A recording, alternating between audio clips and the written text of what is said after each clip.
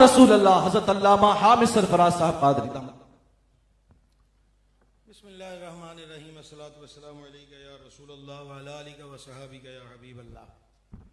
اعلیٰ حضرت عظیم البرکت رحمۃ اللہ تعالی علیہ سے ایک صاحب نے کہا کہ مجھے ہدایہ کے کچھ اسباق پڑھا دیں۔ سیدی اعلیٰ حضرت رحمۃ اللہ علیہ نے جواب دیا کہ جب باقی لوگ پڑھتے ہیں آپ بھی اس میں بیٹھ کے پڑھ لیا کریں۔ کہا نہیں، مجھے الگ سے بالا خانے پر لوگوں کی نظروں سے الگ پڑھائیں۔ تو فرمایا یہ کوئی چوری کا مال نہیں ہے، فقہ کی کتاب ہے کہ آپ کو الگ سے پڑھائی جائے۔ چند روز رہے اور پھر وہ بریلی سے رخصت ہو گئے۔ ایک یہ بات، اور کراچی میں پنجاب سے آ کر ہمارا مطالبہ آنکھیں چار کرنے کا ہوتا ہے، خصوصاً جو سامنے ہوتے ہیں، وگرنہ آج کل تو ہر کوئی آنکھیں پھیر رہا ہے۔ آپ کوئی کمال تو نہیں کریں گے، صرف آنکھیں چار کیجئے، آپ کی مہربانی۔ 15 منٹ میں آپ سے بہت کچھ کہنا ہے، اور وہ 15 منٹ آنکھیں ملانے میں ضائع نہ ہو جائیں، توجہ فرمائیں گے۔ ابھی آپ نے بات سن لی کہ ہدایہ پڑھائیے لیکن چوری پڑھائیے۔ ایک امام الائمہ سراج الامہ سیدنا امام اعظم ابو حنیفہ رضی اللہ تعالی عنہ سے کسی نے پوچھا یہ رفعت، یہ بلندی، یہ مقام مرتبہ اور یہ علمی تشخص کیسے عطا ہوا؟ تو امام اعظم رحمۃ اللہ علیہ نے جواب دیا، میں نے کبھی کسی سے سوال پوچھنے میں آر محسوس نہیں کی۔ دو باتیں، ان دو باتوں سے یہ بات حاصل ہوئی کہ دین کا علم سیکھنے کے معاملے میں کبھی تکبر کو، نخوت کو آڑ نہیں بننے دینا چاہیے، بلکہ یوں کرنا چاہیے۔ کیسے؟ میرے دادا مرشد حضور محدث اعظم پاکستان رحمۃ اللہ علیہ، جو شاگرد تھے صدر الشریعہ بدر الطریقہ مفتی محمد امجد علی اعظمی علیہ رحمت کے، حضور صدر الشریعہ نماز عصر کے بعد چہل قدمی فرماتے تھے، بہت کامل درجے کے حکیم بھی تھے۔ یہی وجہ تھی کہ حضرت وسیع احمد محدث سورتی علیہ رحمت نے اعلیٰ حضرت عظیم البرکت سے کہا کہ ایک ہی شاگرد تھا جس پر ناز تھا، وہ بھی طب کی دنیا میں براجمان ہو گیا۔ اور جب صدر الشریعہ اعلیٰ حضرت کی زیارت کو بریلی شریف آئے تو صدر الشریعہ کا ذہن یہ تھا، اور یہ بھی میں طلبہ کرام سے کہوں گا یہ دو باتیں دھیان سے سننا، صدر الشریعہ کا ذہن یہ تھا کہ لوگوں کی ملازمت پر نہیں رہنا، مسجدوں میں اپنے پاس جدی پشتی حکمت کا سلسلہ ہے، دوائیاں بنائیں گے، بیچیں گے، کام چلے گا۔ تو اعلیٰ حضرت عظیم البرکت رحمۃ اللہ علیہ نے فرمایا کہ آپ حدیث شریف اور باقی دین کے علوم کی طرف متوجہ کیوں نہیں ہوتے؟ صدر الشریعہ نے آگے سے جواب دیا کہ حضور والا طب اور حکمت میں کیا حرج ہے؟ اعلیٰ حضرت نے جواب دیا۔ اب دیکھو، ایک کامل طبیب ایک حکیم کو جواب دینے لگا ہے، اور آپ ہے کہ آنکھیں پھیر رہے ہیں۔ یہ سامنے والے جو آنکھیں پھیرتے ہیں بہت دلیر ہوتے ہیں، کوئی بات کی سمجھ آئیے؟ انہوں نے کہا جی کہ حکمت میں کیا حرج ہے؟ تو اعلیٰ حضرت نے جو جواب دیا وہ جواب ذرا دل پہ لکھ لیجئے۔ فرمایا ہاں، علم دین میں صبح صبح قرآن و حدیث دیکھنا ہوتے ہیں، اور جس محکمے میں آپ ہیں وہاں صبح صبح قارورہ دیکھنا ہوتا ہے۔ تو صدر الشریعہ فرماتے ہیں کہ اعلیٰ حضرت کے اس جملے نے دل پہ وہ اثر کیا کہ ساری باتیں دل سے نکل گئیں، اور پھر وہ ہوا کہ آج آپ کنز الایمان پڑھتے ہیں تو صدر الشریعہ کی برکت، سبحان اللہ کہنے کا رواج تو ڈالنا چاہیے آپ حضرات کو، نہ بھی ہو تو یہ رسم واپس لائیے۔ کنز الایمان شریف ہمارے پاس ہے تو صدر الشریعہ کی برکت ہے، یہی ایک برکت بہت بڑی برکت ہے۔ تو دین کا علم سیکھنے کے معاملے میں کبھی آر محسوس نہیں کرنا چاہیے، یہ اعلیٰ حضرت رحمت اللہ تعالی علیہ کا پیغام ہے۔ دوسرے نمبر پر جو 10 نکاتی ایجنڈا اعلیٰ حضرت نے تعلیم و ترقی اور مسلمانوں کی خوشحالی کے لیے دیا، اس میں سے یہ ہے کہ جامعات کے جو طلباء ہیں ان میں جو لائق فائق ذہین ہوں ان کو جس فن میں وہ متوجہ ہوں اس میں لگایا جائے اور طلباء کے وظائف کو مضبوط کر دیا جائے۔ میں حیران ہوں کہ بریلی کے تاجدار کی نظر 2023 پر بھی تھی، جب اشیاء خرد و نوش مہنگی ہو گئی تو امام احمد رضا یہ چیز دے رہے ہیں کہ طلباء کے وظائف مقرر کیے جائیں۔ معلوم ہوا کہ جب طلباء کے وظائف مقرر ہونے چاہیے تو اساتذہ کی کس قدر خدمت ہونی چاہیے۔ سمجھ آ گئی بات کی؟ چوتھے نمبر کی طرف آئیں۔ اعلیٰ حضرت عظیم البرکت رحمۃ اللہ علیہ اس بات کی حوصلہ افزائی کرتے تھے کہ جو لکھاری ہو اس شعبے میں اس کی معاونت کی جائے، جو مناظرے کے شعبے سے ریلیٹڈ ہو اس شعبے میں اس کی ہیلپ کی جائے۔ الغرض جو طالب علم جس فن میں ماہر ہو، آج کل تو معذرت کے ساتھ ہمارے اداروں کے طلباء معذرت کے ساتھ سما خراشی پر بھی عفو کا ملتجی ہوں اور طبع نازا پہ گراں گزرے تو تب بھی معافی کا خواستگار ہوں۔ آج کل تو اکثر ہمارے موبائل کے ماہر ہیں اور موبائل کی دنیا میں اتنے گرم سرد رہتے ہیں کہ الامان والحفیظ۔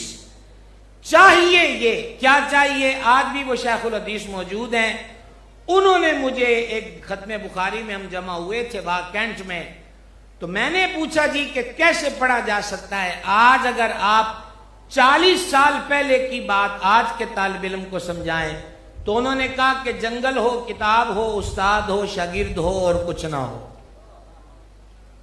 اب موبائل کے بعد جنگل کی بات پہ طلبہ سبحان اللہ کیوں کہیں گے؟ مجھے پتا ہے میں نے اس خاردار وادی میں قدم رکھ دیا، لیکن یہی حقیقت ہے۔ آپ کی گلی محلے نکڑ کا بندہ کوئی پوسٹ کرتا ہے، آپ اس میں گرم ہو کے سارا سبق بھلا دیتے ہیں، حالانکہ اس پوسٹ کرنے والے کی کوئی حیثیت نہیں، اس کی پوسٹ پورے ملک پہ اثر انداز نہیں ہوتی، لیکن آپ کے اسباق، آپ کی توجہ اور آپ کے وقت پر اثر انداز ضرور ہوتی ہے۔ لہذا گزارش یہ ہے کہ جب تک دورہ حدیث مکمل نہ ہو جائے اس وقت تک، اب آپ دیکھیں میرے دادا مرشد حضور محدث اعظم رحمۃ اللہ علیہ ابتدائی کتابیں ابھی پڑھ رہے تھے بریلی شریف میں کہ سیڑھی سے قدم پھسلا، زمین پہ آئے اور سر پہ چوٹ لگی اور خون بہہ گیا۔ کہا آپ کو سیب کھلاتے ہیں، فرما فلاں فقہ کی کتاب میں پڑھا تھا کہ سیب حافظے پہ اثر انداز ہوتا ہے، لہذا یہ فقیر سیب نہیں کھائے گا۔ یعنی پہلی جماعت میں ہیں اور 16ویں جماعت کی کتاب کا مطالعہ کر چکے ہیں۔ تو جامعہ امجدیہ سے ریلیٹڈ و دیگر مدارس اہل سنت سے وابستہ طلباء کرام، ان کی خدمت میں عرض ہے کہ سٹڈی پر توجہ رکھیں، صرف اور صرف فیس بک کو ہی مرکز نہ بنایا جائے، بلکہ اس جہاں سے آگے جہاں اور بھی ہیں۔ عرس اعلیٰ حضرت پہ ایک سوال اس مرکز اہل سنت میں، اگر آپ یہ سوال قبول کریں، سوال یہ ہے کہ صدر الشریعہ رحمۃ اللہ علیہ نے اعلیٰ حضرت سے عرض کی اردو زبان میں قرآن کا ترجمہ کر دیجئے۔ امام اہل سنت نے فرمایا فقیر کے پاس وقت کہاں۔ دوسرا یہ ہے کہ پلیٹیں کاٹنا، ورق لگانا، آگے سے چھپے ہوئے ورق کو وصول کرنا، پھر قرآن پاک کی جلد بندی، سارے لوگوں کا باوضو ہونا ضروری ہے۔ تو صدر الشریعہ نے عرض کی حضور ترجمہ کر دیجئے، انتظام کرتے وقت گزر جائے اور جب انتظام ہو اور ترجمہ نہ ہوا ہو تو ہم کدھر جائیں گے؟ تو وہ وقت جو اعلیٰ حضرت کے آرام کا وقت تھا، جاگیے گا بھائی صاحب، وہ وقت جو اعلیٰ حضرت کے آرام کا وقت تھا، آپ نے وہ وقت بھی قرآن پاک کے ترجمے کو دے دیا۔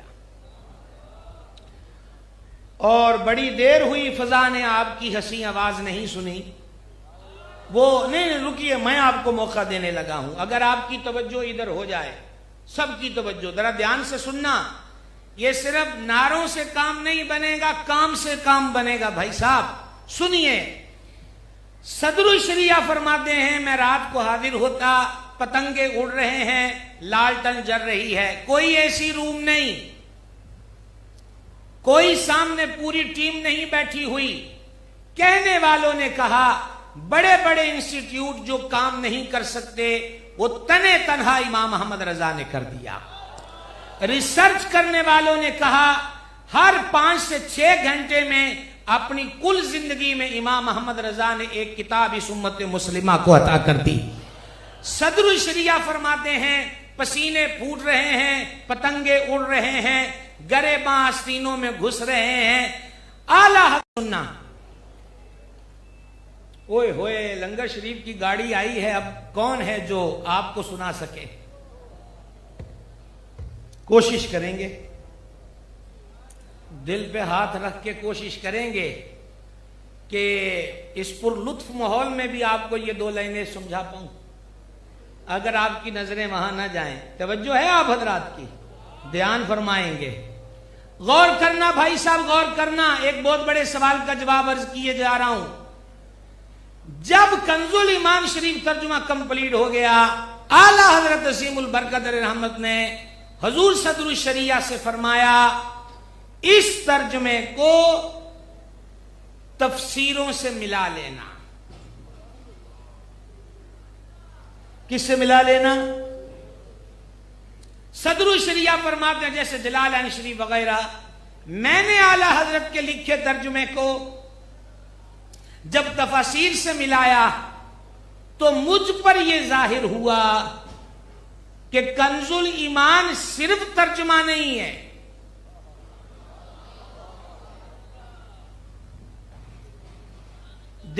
دیکھ سے زیادہ آواز نہیں آپ کی. مجھ پر یہ ظاہر ہوا کہ کنز الایمان صرف ترجمہ نہیں ہے، بلکہ قرآن پاک کا کوثر و تسنیم سے دھلی ہوئے قلم سے قرآن کا تفسیری ترجمہ ہے. یہ جو اجڑے ہوئے چمنوں سے چمگادڑیں آ رہی ہیں اور وہ یہ کہتی ہیں، آپ کو یاد آیا کہ نہیں اجڑے ہوئے چمن؟ اور اجڑے چمنوں سے شاہ صاحب قبلہ چمگادڑیں ہی آ سکتی ہیں. اور جو بندہ بھی گلستان رضا کو چھوڑتا ہے، وہ میں نے شاید رات بھی کہا تھا کہ ہم سنتے تھے ہمارے علاقے میں انگور بکتے تھے کہ چمن کے انگور ہیں. وہ تو جب ہوش سنبھالا پتا چلا وہاں گھاس بھی نہیں اگتی. تو میں نے کہا واہ بریلی، تیری مرکزیت سلامت رہے کہ جو تیرے گلستان سے نکلتا ہے وہ ایسے چمن میں چلا جاتا ہے جہاں گھاس بھی نہیں اگتی. چلیے آپ استخارے کے بعد سبحان اللہ کہنے کے عادی، اور ہم پنجاب کے لوگ ہیں بے دھڑک سبحان اللہ کہہ دیتے ہیں. آپ ہر کام استخارے کے بغیر نہیں کرتے الا ماشاء اللہ. اب عرض کیا تھی، کنز الایمان پر جتنے کوئی اعتراض آج وارد کرے، اس کا جواب صدر الشریعہ پہلے دن دے گئے کہ کنز الایمان صرف ترجمہ نہیں ہے بلکہ قرآن کا تفسیری ترجمہ. اب آج کے مرکز اہل سنت جامعہ امجدیہ کے عرس اعلیٰ حضرت کی بزم میں ایک سوال، وہ 22 گھنٹے جاگنے والا امام احمد رضا جو اپنے نیند کا ٹائم بھی کنز الایمان لکھوانے کو دے دے، ہماری کتنی عمریں ہو گئیں، ہم میں سے کتنے لوگ ہیں جنہوں نے آج کے دن تک مکمل ترجمہ پڑھ لیا؟ ایسے اعلیٰ حضرت. ایک بات یاد رکھنا، ہم میں سے کسی نے بھی اعلیٰ حضرت کا نام اونچا نہیں کیا. ہم فقیروں کے نام احمد رضا کی برکت سے دنیا میں لیے جا رہے ہیں. احمد رضا خود ایک تعارف ہے. احمد رضا غوث و خواجہ کی کرامت ہے. احمد رضا کا پیر احمد رضا پہ ناز کرتا ہے. غوث اعظم دستگیر احمد رضا کو اپنا نائب کہتے ہیں. مواجہ شریف میں عاشقانہ ضد کر بیٹھیں تو حضور علیہ الصلوۃ والتسلیم بیداری میں احمد رضا کو اپنا دیدار کراتے ہیں. اور اعلیٰ حضرت امجدیہ کے جلسے سے پہلے کراچی سے لے کر کشمیر تک کے کسی بھی عرس اعلیٰ حضرت کے جلسے سے پہلے بریلی کا تاجدار بتا گیا تھا، گونج گونج اٹھے ہیں نغمات رضا سے بوستان، کیوں نہ ہو کس پھول کی مدحت میں وا منقار ہے. تو عرض یہی ہے کہ ہم میں سے کتنے لوگ ہیں جنہوں نے کنزُل ایمان شریف مکمل ترجمہ قرآن پاک کا پڑھ لیا. یہ ایک سوال ہے. دوسرا سوال کہ دوسرا سوال ہے بھائی صاحب غور کرنا. ماشاءاللہ حضرت غزالی زمان کے آنگن سے ایک پھول میں اضافہ ہوا. دوسرا سوال بھائی صاحب ذرا دھیان سے سننا. ہماری کتنی مساجد ہیں کہ جن کی الماریوں میں کنز الایمان آسانی سے دستیاب ہے؟ مسجدوں کی بات کی. تیسرا، کیا ہم پبلکی طور پر یہ شعور اجاگر کر چکے کہ کسی نے اپنی بیٹی کو رخصتی میں قرآن پاک دینا ہو تو وہ دکاندار سے یہ کہتا ہے کہ اچھے سے کاغذ پہ قرآن دے دیں، یا پبلک میں ہم اتنا شعور بیدار کر چکے ہیں کہ وہ یہ کہے کہ مجھے کنز الایمان ترجمہ دیجئے؟ سوال ہے. یہ ایک سوال ہے. کوئی توجہ؟ سوال کی سمجھ آئی؟ اچھا، آپ اشارے بھی استخارے کے بات کرتے ہیں. یہ نیا انکشاف ہوا ہے. کو میرے سوال کی سمجھ آئی ہے؟ میری گلی محلے کا فرد اگر کسی بک سینٹر پہ جاتا ہے تو وہ یہ کہتا ہے کہ بیٹی کو رخصت کرنا ہے، قرآن پاک دے دیجئے، یا یہ کہتا ہے کہ کنز الایمان ترجمہ دے دیجئے. اگر کنز الایمان میرے گلی کے ہر فرد کی زبان پہ نام نہیں آیا تو مجھے اپنی امامت کے ٹنور اور امامت کی خدمت کے عرصے پر نظر ثانی کرنے کی ضرورت ہے کہ میں محلے کا امام ہو کر 100 گھروں کو امام احمد رضا کا تعارف کیوں نہیں کروا سکا. مجھے پتا ہے یہ تو اور تلخ بات ہے، سبحان اللہ کا موقع تو ہم نے خود گنوا دیا. ایک بات.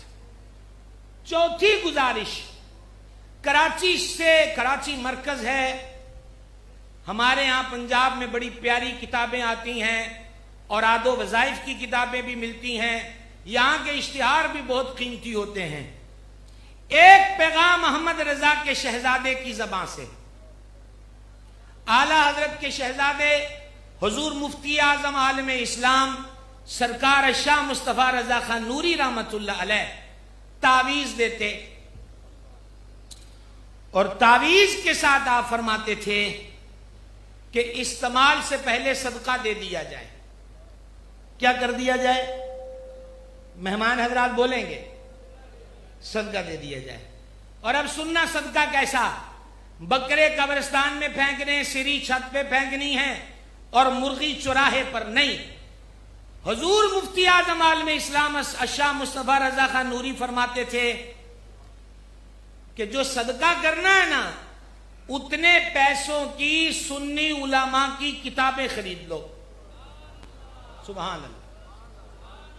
اتنے پیسے کی سنی علماء کی کتابیں خرید لو جو عقیدہ حق کی حمایت میں ہو اور عقیدہ باطلہ کے رد میں ہو.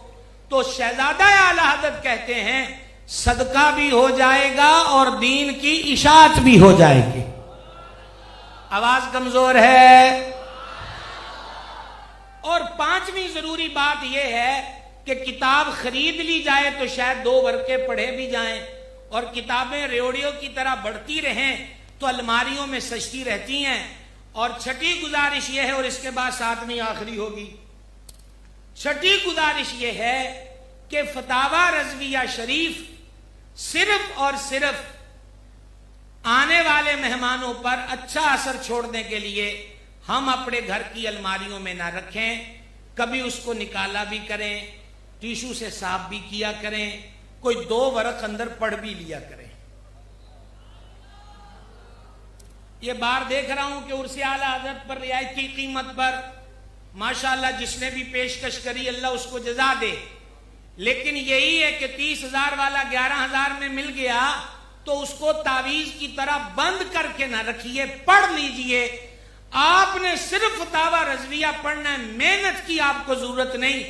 محنت صرف پڑھنے کی ہے. گل امام احمد رضا آپ ہی سمجھا لینا ہے. اور آخری گزارش، جن حضرات کے سروں پر آج یہ تاج سجے گا، حضرت والا مرتبہ صاحبزادہ محمد ریحان رضا صاحب قبلہ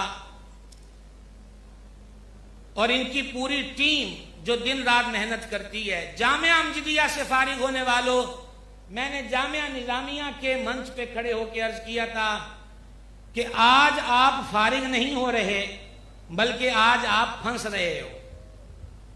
وہاں تو ہم نے پنجابی میں کہا تھا، پنجابی کا ترجمہ کرتے اتنا وقت آپ پہ کون صرف کرے. آج آپ پکڑے گئے ہو. کیسے پکڑے گئے ہو کہ آج آپ کے سر پہ پگڑیاں باندھ دی جائیں گی. اب آپ کے سر اپنے نہیں رہے، دستار والوں کے ہو گئے. اور ایک بات یاد رکھنا کہ جب امجدیہ میں آئے تھے تو یہ دستار نہیں تھی جو آج ملے گی. اب امجدیہ آپ کو بھیج رہا ہے دستار دے کر. اس دستار کی لاج رکھنا، قول سے، عمل سے، فعل سے، کردار سے، گفتار سے وہ اچھا اثر چھوڑنا کہ جس گھوٹ، جس گاؤں، جس علاقے کے اندر جاؤ وہ علاقے والے بھی تعریف کریں کہ تم کسی اچھی جگہ سے آئے ہو. ٹھیک ہے، ہمارے قول و فعل و عمل سے ہمارے مراکز پہ انگلیاں نہیں اٹھنی چاہیے. نعرے تکبیر، نعرے رسالت، عشق و محبت، عشق و محبت، علم و حکمت، علم و حکمت.